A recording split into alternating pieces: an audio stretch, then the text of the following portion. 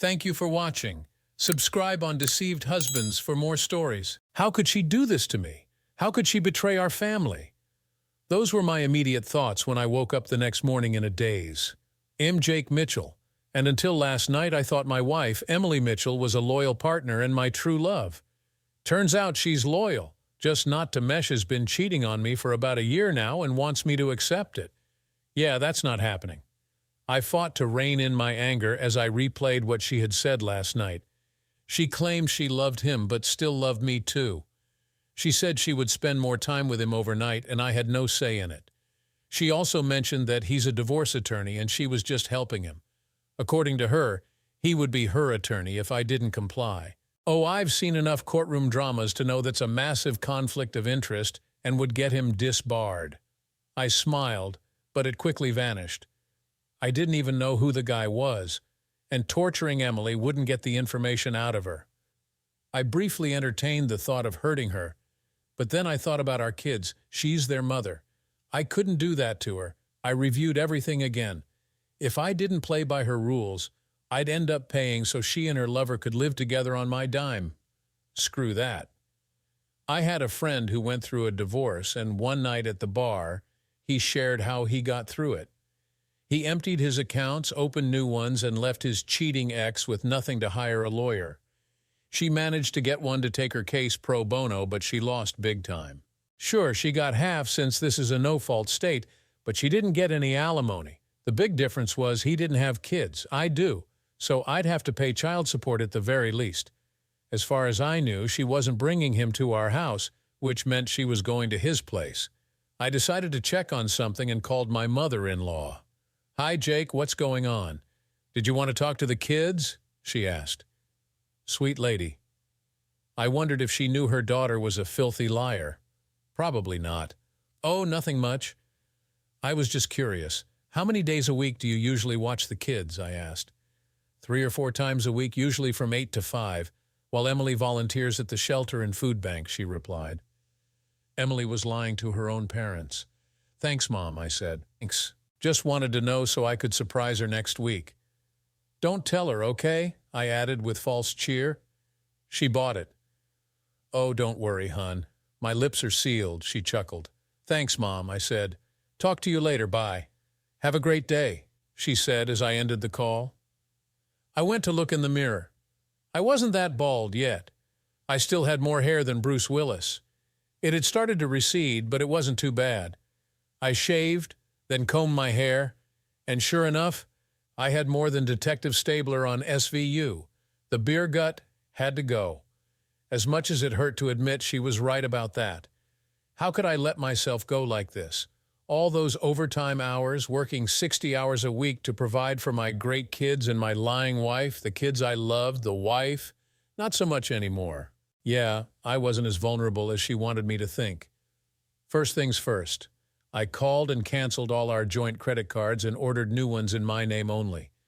Then I called my bank manager and had him transfer everything from our joint savings and checking accounts into a new checking account in my name only. I also canceled all automatic bill payments. It's called self-defense, people. My wife had such contempt and disrespect for me that she thought I was defenseless against her divorce threats. She had declared war, her mistake. But then her lawyer buddy had advised her on what to say. Lawyers are like cops. They use strong-arm and scare tactics to keep average people from fighting back. The cops do it when they know you have a valid complaint against them. Lawyers do it to secure out-of-court settlements. Yeah, they both underestimated me.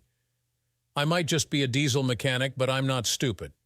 With 4 years in Army CID, I could have been a cop or a private investigator. But I loved working on engines, and diesel engines were my specialty.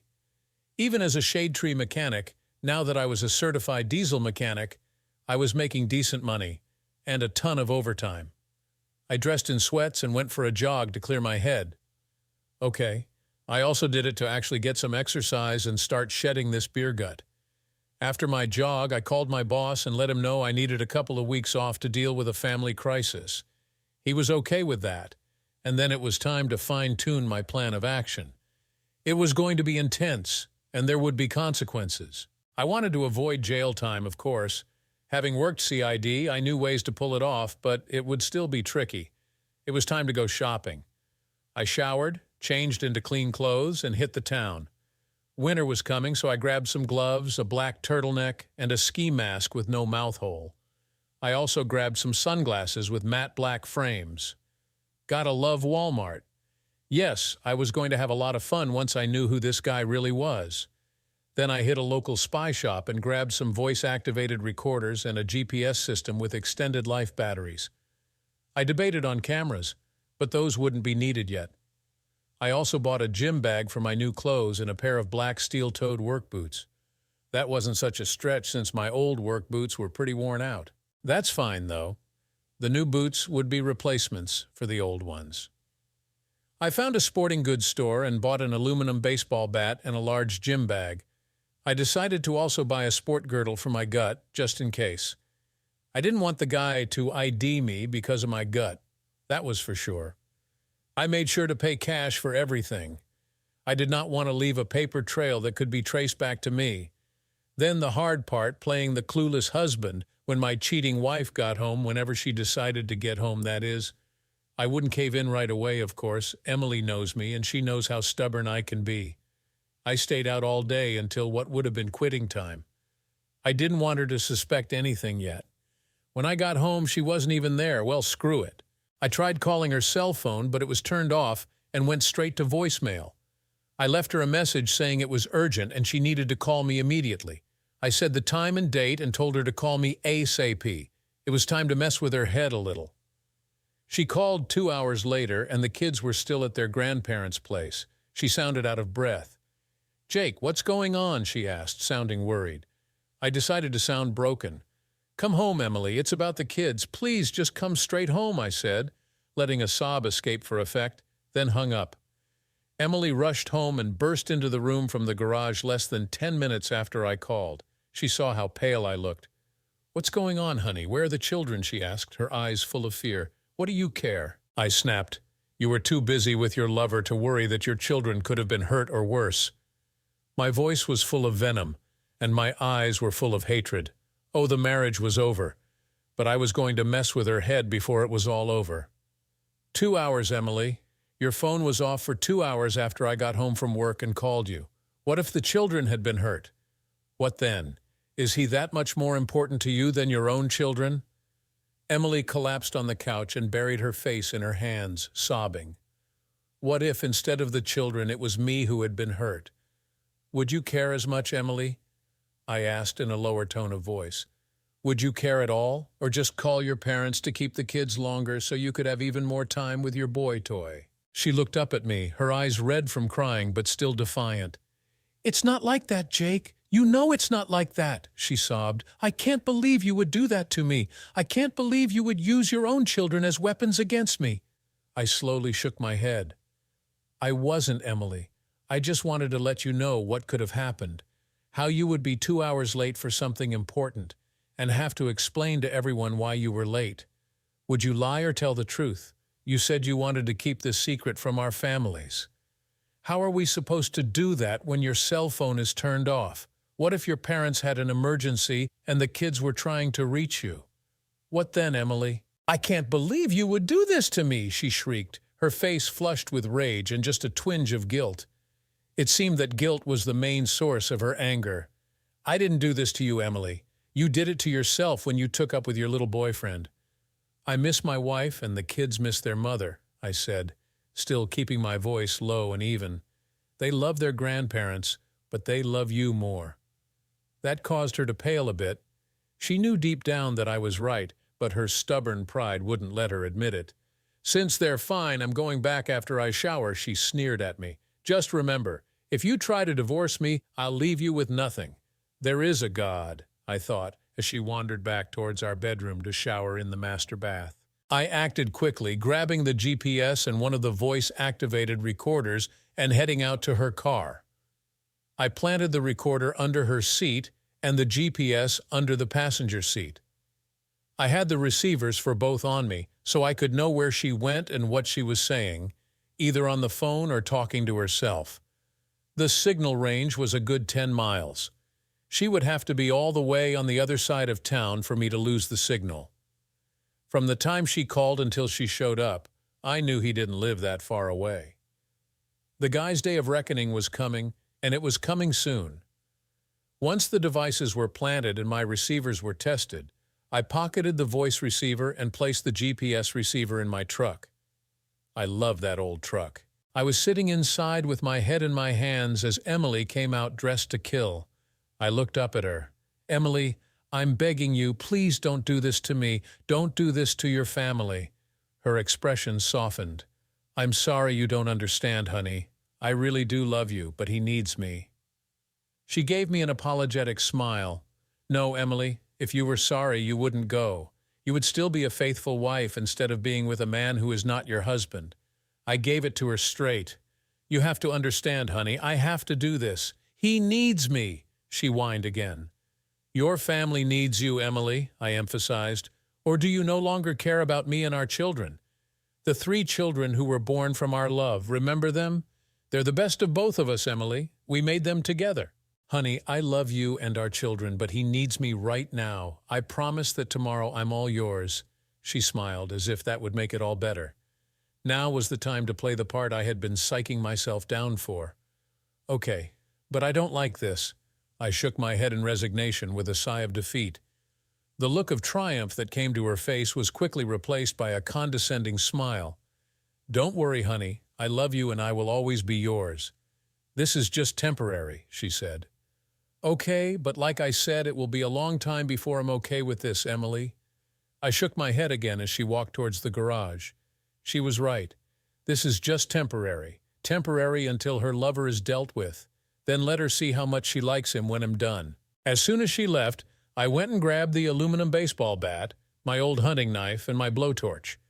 I grinned as I climbed into the cab of my truck and turned on the GPS and voice receivers. She had the radio on, and I could hear her humming a happy tune along with it. I slipped the torch, knife, and bat into the gym bag as I gave her a 5-minute head start. I saw by the GPS that she was only a few miles away, so I gunned my truck to life and headed over there. I pulled up to the house where she had just parked her car in his garage. She even had a garage door opener for his place. Jesus, she might as well be married to him instead of me. I felt my rage rising again, but took some deep breaths to keep it in check. I wanted nothing more than to bust in there and beat the crap out of him and her too if she got in the way. At least I got his license plate number and jotted it down quickly. I always carry a pen and small notebook with me as an old habit from my time in Army CID. I also jotted down his address. No, this would take some proper planning. I made sure that my gear was squared away. I got in the back of the cab and changed into my recon gear as I came to think of it.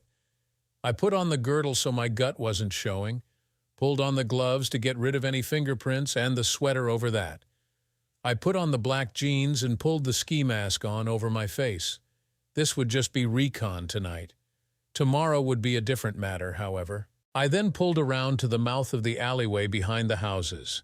I stopped a few houses down from her lover's place and slipped out quietly. I left the bat inside the cab and went in silently through his alley gate. No problem so far. I kept my eyes open, scanning for any alarm systems. None so far. I went low and ran to the closest window. There was light from inside and it was nearly pitch black outside. That would give me an advantage too. I stopped just below the window and peeked over the sill. What I saw made my blood boil. The guy was sitting there stroking himself, while my wife gave him a little striptease. I was now damn glad that I hadn't brought the bat with me, as I would have busted in the window and then busted his head open. I took several deep breaths to calm myself. I listened intently for any clues as to who he was. "That's it, baby. I love it when you dance for me. You like that, honey? Do you like it when I strip like a little tease for you?" I really had to maintain my self-control now. I was tempted to go back to my truck and get my bat anyway. "I love it." "You are so hot, Emily," he exclaimed, his voice full of pleasure. "So are you, Matt," she giggled. "Matt, huh? Well, Matt, I think very soon you're going to wish you had never even heard of Emily Mitchell." I had heard enough. I left before I did anything stupid. I didn't want Emily there when I finally had it out with her lover. I wouldn't physically harm her, but her boy toy, on the other hand, was fair game.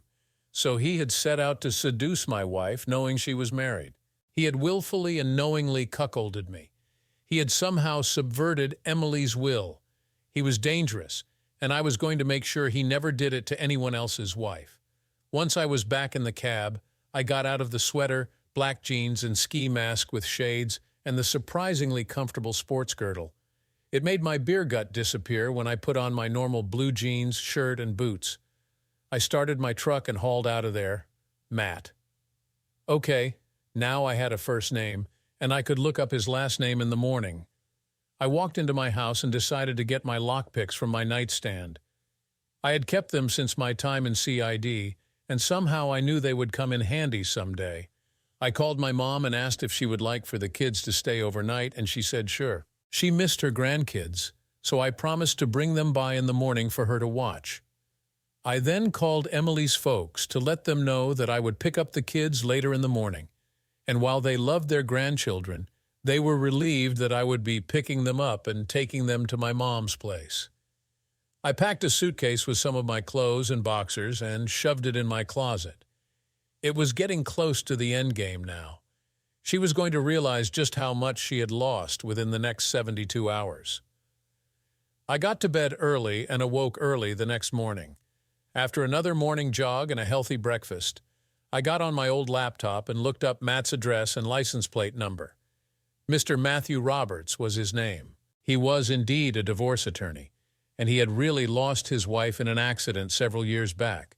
So they weren't lying about that. He had, however, used it to seduce my wife. The scumbag was using his personal tragedy to steal another man's wife. My wife. Typical jerk. The news of his loss actually made me feel even better for what I had planned for him. He was going to know true pain, not the pain of loss that he had suffered before, but the pain that comes with the consequences of stealing another man's wife. I went to work as usual, still on my sabbatical, and parked in the parking lot. I then jogged to the bank and picked up my new ATM card and credit cards. Once those were in hand, I pulled $500 out of the ATM and rented a car from the Hertz rental place down the street from the bank. The car I rented was a nondescript sedan, and with my gym bag transferred from the truck to the car, I parked down the street from Matt's house. I then used my cell to call Emily. Surprisingly, she picked up after the first ring. Jake, what's going on? Aren't you at work? Yeah, just on a short break right now, I lied. I was wondering how long you were going to let the kids stay at your parents' house. Until Monday? Why? She asked. Well, then you won't mind if my mom watches them for a while. They're her grandkids, too, and she misses them, I said in a reasonable tone. I was getting better and better at hiding my resentment. Okay, I have no problem with that, she said nonchalantly. The fact that she was giving in that fast was different and worried me a little. Sounds good. I'll have Mom pick them up shortly, I lied again. Can I expect some of your loving at home tonight when I get off work? I asked in a hopeful tone. There was a long silence before she spoke again, and I realized she had muted her cell's microphone. I guess so. It's only fair, after all. I told you that I was all yours tonight, she said in a tone that suggested she didn't really want to. Well, soon she won't have a choice, I thought. Then her mood and tone lightened somewhat. Does this mean that you're actually seeing things my way? I had to swallow my bile before answering with another convincing lie. Let's just say I'm leaning that way, but I do want equal time with you, if that's not too much to ask. Oh, honey, I'm so happy that you're thinking clearly now, she exclaimed. Oh, she had no idea how clearly I was thinking. Let's not jump the gun now, baby, I replied, still playing the reluctant participant. We still need to talk tonight when you get home, but I'm going to want you for the whole weekend. I have something special planned for us. That sounds good, she said, her tone quite a bit lighter now that she thought I was going to go along with her. Well, if you can pull away from him early, I want you showered and clean for me when I get home from work. I'm going to take off a bit early tonight so I can get home to you. I've missed you, baby. I sounded convincing even to myself, and that made me want to hurl. However, the last couple of days of jogging, eating right, and not drinking had helped my stamina quite a bit. I think she would definitely be pleased with me tonight. My beer gut was definitely less than it had been just a few days earlier. "Honey, I always shower and clean after I've been with him. I wouldn't disrespect you so much as to make you have sloppy seconds," she laughed, and I knew she was lying about that too. "Well, I'm going to go down on you tonight, baby. I want you to taste good and fresh for me." I laughed too. "Don't worry, honey, I will," she said. "I'll see you tonight." She ended the call, and I put my cell phone back in my pocket. I changed quickly in the back seat of the sedan, and once again I was in my recon gear, only without my ski mask and shades on yet. I slumped down in the car to wait. I was parked in the opposite direction from where she would go to get home, but I couldn't be too careful. Emily isn't stupid, at least as far as that goes. She was stupid to think that I would just roll over for her, however. I started the car and pulled into the driveway of the abandoned house a few doors down and across the street from Matt's place. I maneuvered the mirror so I could easily see his driveway and garage and slumped down in the seat to wait. I was prepared to wait for hours if necessary. Emily surprised me when she left after only a few hours. She texted me and said she was leaving now and would be home clean, fresh, and waiting for me. I smiled grimly, then backed out of the driveway and followed her at a safe distance. I wanted to make sure she wasn't lying to me. Sure enough, she pulled into our driveway 10 minutes later, and I just drove on by and back to his place. I parked in the alley behind the houses again and slipped in through his back gate as I had done the previous night, only this time I had my bat on me, and it was going to get a workout. I made sure my ski mask and shades were on and decided that it was indeed time. I looked in his bedroom window, and Loverboy was asleep. I smiled grimly, then tried the back door. It was unlocked, so I didn't even need to pick the lock. What an arrogant jerk, fine by me. Now, some of my favorite movies are the Dark Knight trilogy starring Christian Bale, Michael Caine, and a bunch of other great actors. One of the parts I liked the most was how he would change his voice as Batman. I was planning to do the same. I had my full recon gear on now, and when I walked into his bedroom, he was still out like a light. Apparently, he had spent all night having fun with my wife. Well, that was going to end now. I dropped the gym bag, took out the bat, cleared my throat loudly, and he opened his eyes. Blearily at first, then he saw the bat in my hands and freaked out. I brought the bat down on his knee first, shattering his kneecap. Enemy mobility was now greatly compromised. He screamed, and I brought the bat down again, shattering his other kneecap. Enemy mobility was now 0. I smiled under my mask and lowered my voice to a growl. "How does it feel, Loverboy? Jake is a friend of mine, and he even told me not to do anything to you if I found out who you were. Unfortunately for you, I have my own sense of justice." I punctuated this with a swing to his groin and heard bone crack as his pelvis broke. "Please don't kill me," he screamed through the pain. "I'll do anything you want. I have money. I can pay you," he cried, tears of pain streaming down his face. "I don't want your money," I growled back. "I want you to never so much as think about Emily Mitchell again.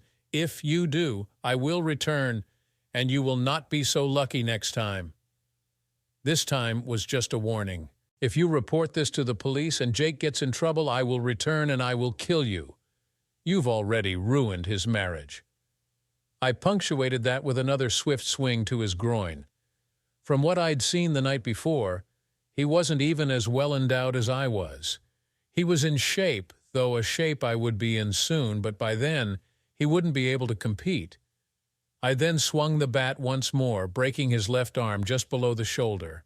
I found his cell phone and smashed it with the bat, then did the same to both of his landline phones. I didn't want him to call Emily or anyone else for that matter. I walked out back and slipped out the gate and into the sedan. I changed again, then drove to a Quickie Mart across town where I dumped the bat. I filled up the gas tank and then drove out of town a ways and torched the rest of the gym bag. Once that was done, I wiped my fingerprints from the torch and threw it on the fire. It was a shame to burn those shades since they were pretty expensive, but that was okay. They were well worth the money I spent. Then I went to a divorce attorney of my own and had her draw up papers against Emily. I was suing for full custody of the kids and 75 of everything. I would pay her no alimony, nor would I ask her for child support as long as she played ball. I would not tell her folks the real reason we were getting a divorce.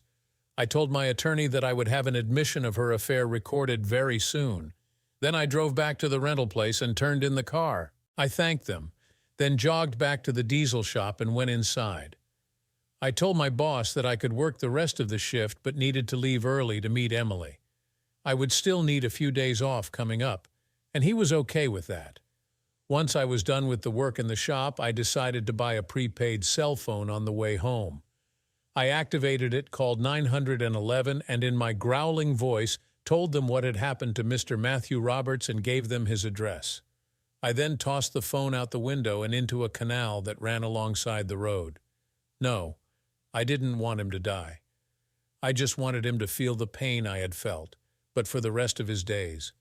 He had fun with my wife, so I had messed up his life. It was a fair trade, I thought. I pulled the voice recorder out of my pocket and turned it on. The following conversation with my wife is not to be taken at face value on my part. I do not approve of her affair now or ever, I said, then switched it off and replaced it in my pocket. I pulled into the garage, and before going inside, I removed the GPS and voice-activated recorders from Emily's car. I threw them in my truck, and that was that. I went inside and reactivated my pocket recorder before coming up behind Emily and putting my arms around her waist. "That smells good, baby," I said, kissing the side of her neck. She was cooking some steaks on the stove and already had mashed potatoes and green beans made. "Thanks, honey. I am so glad that you're more accepting of the situation now," she said, then turned her face up to kiss my lips. "About that, baby," I said, "would you really have divorced me if I didn't go along with it?" I kept the tone light, as if I was over her threats. "I wouldn't want to, but I would have in a heartbeat if you tried to deny me my lover." "I'm sorry, honey. I wish it could have been different. I didn't want to threaten you. Please believe that. I do love you, you know." "Would you really have taken my kids and not let me see them, though? That would be kind of cruel, wouldn't it?" I once again kept my tone light, as if I was accepting her demands now. She sighed. "Yes, I would have. It was at his urging that I make it as painful for you as possible if you wanted a divorce. I'm so sorry, honey. I never meant it to sound like that. Well, at least I have you for the weekend, and Mom has the kids until Monday. I'm taking Monday off if you can find it in your heart to be with me that day, too." "Okay, but Tuesday night I have to meet him again, and I will be with him until Wednesday morning. Then I will be home to take care of our children." "Wow, what a great mother," I thought sarcastically. "Babe, I have to ask one more time. Is there nothing I can do to get you to stop seeing him?" I asked in a defeated tone. She sighed again and kept her voice soft and condescending. "I'm sorry, honey. I have to see this through. Don't worry, though. I will still make time for you and the kids whenever possible." Oh, hell. This was pure gold for getting her declared an unfit mother. But tonight, she was mine. My lawyer had said that she would have the papers ready by Monday, and I was going to have her served either here or at the hospital if she found out about her lover before then. All I had to do was make the call on Monday morning. Dinner was fantastic. I would miss her cooking.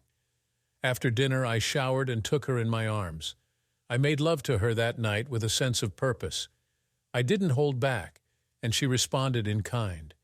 It was something we hadn't done in a very long time. She climaxed repeatedly thanks to my improved stamina and lack of alcohol. I gave her all I had, and she was left breathless and satisfied.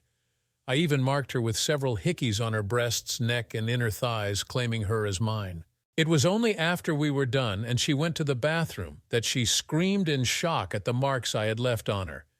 She came storming back into the bedroom where I was lying with a serene smile on my face. "How can I possibly see him now? He doesn't want me marked," she shouted, her face an incredulous mask.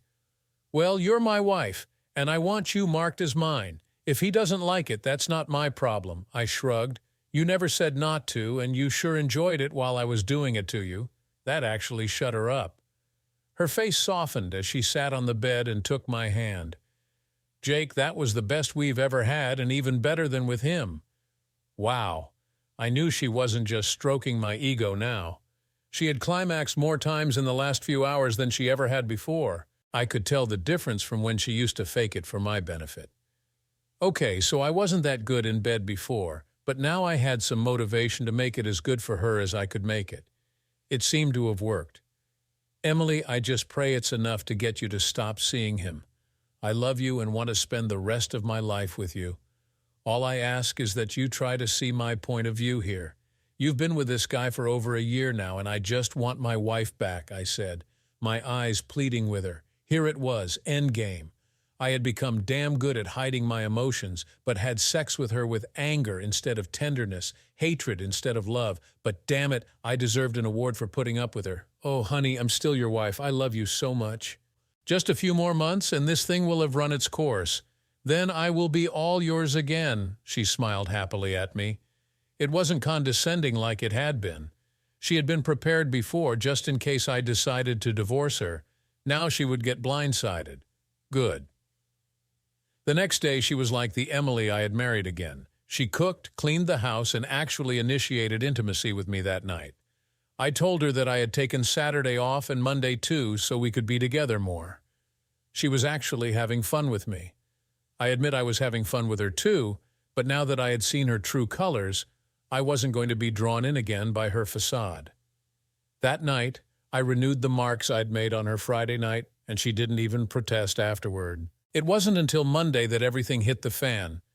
I pleaded with her one last time not to go back to him. Instead, she grabbed her cell phone and took it into the living room. I told her that I was going to pick up the kids, and she said that was fine. I went and picked up my boy and 2 girls from Mom's house, and she thanked me for letting them stay with her. On the way home, we stopped at Burger King, and I bought them lunch. They loved it. Sure, it's not McDonald's, but oh well, the food tastes a lot better than Mickey D's. We were just getting ready to leave when my cell phone rang with Emily's ringtone. "Hey babe, miss me already?" I said with a chuckle into the phone. I took the kids to BK for some lunch, and we're on the way home now. "Jake, what is the meaning of this?" she screamed. Oh, did I fail to mention that she had been served while I was picking my kids up? "Oh, you must have gotten the papers," I said. "Sorry, baby, we can talk about it when we get home, okay? We have something to talk about." I ended the call before she could retort and turned my phone off. I pulled into the garage and took the kids inside. They were hanging all over me, and Emily, in spite of the divorce papers, was actually happy to see them. They ran to their mommy and asked her where she had been. She made up the usual lie that she was volunteering a lot, then actually told the truth when she said that we had a special mommy and daddy only weekend. I told them that they should go play in their rooms as mommy and I needed to talk. Once they were out of sight, I took Emily into the basement. "Okay, now the kids won't hear us," I said. "Emily, I'm going to divorce you. I'm sorry, but I can't take this anymore. I have asked you time and time again not to continue this affair, and now I have your own admission of the affair on tape. I will be sending that tape to my attorney, and she will submit it into evidence. As you could see from the divorce papers, I am suing for full custody, and the fact that you have been neglecting your family will come out at the trial. You also admitted that your lover was more important to you than your children. You will most likely be deemed an unfit mother thanks to your affair with whoever he is. If he's acting as your attorney, I'm pretty sure that he will be disbarred. According to my own attorney, it's a severe breach of ethics for a lawyer to sleep with his or her clients, especially in the case of divorce." She was stunned. Her mouth hung open as she struggled to find the words. But I thought you were okay with it now," she exclaimed incredulously. "Emily, I realize now that I never knew you. I also realize now that you never knew me. I did everything I could over the years to make you happy. I bought you this house. I bought you your car. I bought you a lot of your jewelry. I spent more than we could really afford, but I made up for it with the overtime. Everything I did was to make your life and our kids' lives better. I'm sorry now that I couldn't do that and show you all the affection and love that I should have. I really did love you, Emily. Unfortunately, your affair killed that love that I had for you. I never said I was okay with it. You know I gave you one final chance this morning to give him up completely. I begged you to do it. If you had, I wouldn't have had you served this morning. Instead, you called him before I went and picked the kids up. I know you were. I'm sorry for this, Emily. I shook my head ruefully. I was lying through my teeth, of course. I didn't want her to know that I had been plotting this all along. In the divorce decree, I offered you generous visitation with the kids, either under my supervision or Mom's or Grandpa's supervision. The next part would be difficult, but I had to inform Mom and Grandpa of the impending divorce. I called Mom first and let her know that I would be moving out and had filed for divorce from Emily. I explained the entire situation and told her that I had recorded her admission of the affair and how she put her lover before her husband and children.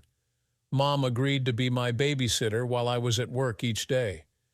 I gathered the children together with Emily and explained to them that Mommy and I wouldn't be living together anymore but would always be there for them.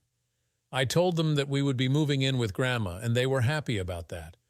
Mom had a few rooms at her house since Dad died, and we would be staying there with her. We got packed up fairly quickly, and I told Emily that she would always be welcome at Mom's house with us as long as she didn't bring her boyfriend with her. She looked utterly defeated. It was 2 days later that she discovered that old Matt was in the hospital. I was back at work when she called. "Hey, Emily, what's up?" I asked. "You son of a bitch," she screamed into my ear. "You nearly killed him." "Whoa there, what are you talking about?" I snapped back. "Yeah, my performance was worth multiple awards." I had confusion down pat. "You know who?" she screamed. "You nearly killed Matt. He's never going to be the same again." She was crying now. "Whoa, whoa, whoa, who's Matt?" I asked. "Emily, you aren't making any sense. You didn't try to kill him?" she asked incredulously. "Kill who?" I asked in an exasperated tone. "I don't know any Matt except for Matt Barnes, and he's standing right next to me right now. Matt Barnes is one of my work and drinking buddies." I had filled him in on what was going on, and he had just grinned evilly when I told him about the lawyer lover boy and what I'd done to him.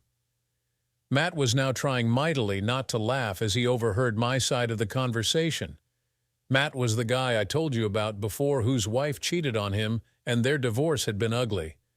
"Oh my God," she exclaimed as she realized that I wasn't going to admit it and that she couldn't prove that I did it. "Jake, is some guy named Matt your boyfriend?" I asked calmly. "If he's almost dead, it couldn't be Matt here. The only thing likely to kill Matt here is a heart attack." I grinned at Matt, who couldn't hold his laughter anymore, and ran into the office. "Well, he said he was attacked, but he didn't know who did it," Emily admitted between sobs. "He had his balls crushed. Oh my God, I acted honestly. If he was the man who stole you from me, then I can't say that I'm sorry to hear that, Emily. God's honest truth, I didn't have anything to do with what happened to him, but I would love to buy whoever did it a beer. Did you ever think that he'd seduce someone else's wife too? You couldn't be with him all the time, you know." The seeds of doubt had been sown. I smiled. "You don't think he would?" she started, but I interrupted. "Why not?" I asked. "You said yourself that he was depressed because his wife died. He used that to seduce you, Emily." "No, it wasn't." She stopped, then thought about it. She took a while to think of everything that had happened in their affair. "Oh my God, you're right," she shrieked. "That jerk." Suddenly the heavenly chorus declared through Emily's voice that I was right. She, who never admitted that I was right, had now done so. "Emily, mark this day on the calendar for me, the day you actually admitted that I was right about something." I laughed out loud. Yeah, she didn't like that. In spite of the fact that she didn't like it, she didn't fight me on the divorce. Mom testified that she could provide babysitting services for my children while I was at work, and the judge took everything into account, including the pattern of behavior over the past year that Emily had been having the affair with Matt Roberts. While she had left the kids with responsible adults, she had done so in order to carry on her affair in secret. The judge didn't quite declare her unfit, but put me as the primary custodian. He declared Emily as secondary, but only on the stipulation that she not bring her lovers around the children. I wasn't thrilled with that, but I was satisfied. Hell, before she took up with Matt, Emily was a great mother. Now she would have a chance to be a great mother again. Then the judge told me that I would only have to pay child support, and only for the time they spent with Emily. Emily was ordered to get a job. In college, she had majored in accounting, so she could get a job easily. The house was sold and we split it $5,050. Our joint accounts, which I had absconded with at the beginning, however, were split $7,525 in my favor. Yes, when Emily tried to complain, the judge looked at her and said, "Mrs. Mitchell, do I need to remind you that you very nearly lost all custody of your children due to your own selfishness? Now get a job." The same judge handled my alienation of affection lawsuit against Matthew Roberts. He actually took it seriously, and based on Emily's confession and testimony, surprisingly on my behalf, I was awarded $500,000 in the settlement. Yeah, I like that judge. When the final gavel clacked and we were officially divorced and I was $500,000 richer thanks to her efforts, I took Angela, my attorney, out for drinks at the Silver Spur. I had continued to exercise and eat right and had cut out almost all alcohol, but on this night I wanted to at least have a beer or two. My pony keg beer gut was back down to six-pack abs. Yeah, I had gotten back in shape during the whole mess. I knew I would have to be there for my kids and I would be back on the market. I just hoped and prayed that I could find someone who wasn't as shallow and selfish as Emily. Angela Johnson is a gorgeous woman. Her dark chocolate skin looked delicious. It had been almost 7 months since I had last been with Emily, just before blindsiding her with the divorce papers. During that time, Angie and I had grown pretty close. We were more than just attorney and client, we had become friends. So as friends, we went to the bar for a couple of beers. "So what are your plans now, Jake?" Angie asked while we were swigging our beers. "Get back to work and raise my kids as well as possible." "I found a smaller house with only 1 story and 4 bedrooms.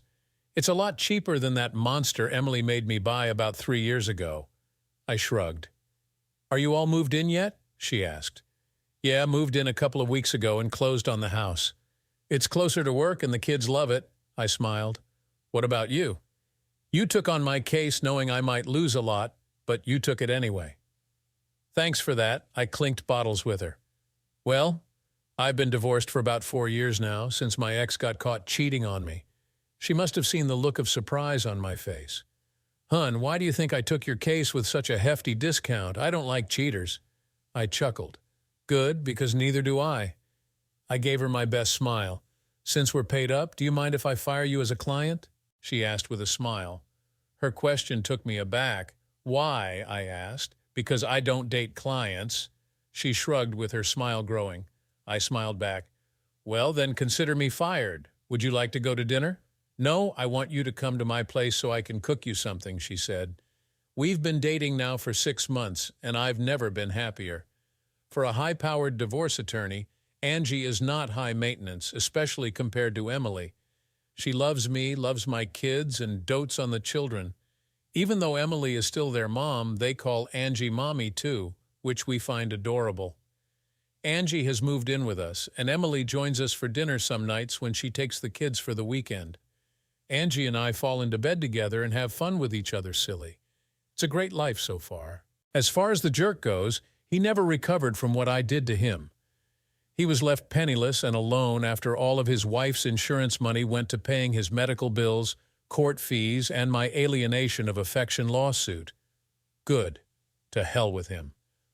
Emily seems to be doing much better now since her hormones were really out of whack, at least according to her doctor. She's been taking supplements and seems to be on much more of an even keel now. She has a steady job at an accounting firm in our town and is making some decent money. I've been promoted to supervisor of the diesel shop and make as much now for 40 hours as I used to for 60. I now have plenty of time to spend with my kids and with the new woman in my life. Emily will have to live with what she's done, and that's good enough for me. She blames herself for everything now, and I'm not even going to try to console her. She doesn't even date since she says she's still in love with me, but whatever. She'll have those regrets for the rest of her life, and part of me hopes she chokes on them. Am I still a little bitter? Yeah, I have to admit that I am. Luckily, Angie is here to help take my mind off the crap my ex put me through. Yeah, life is pretty damn good now. Thanks for watching this gripping story of betrayal and unexpected justice. What do you think about how Jake handled the situation? Would you have done the same or taken a different approach? Let us know in the comments below. Don't forget to like, share, and subscribe for more real-life drama stories. See you in the next video.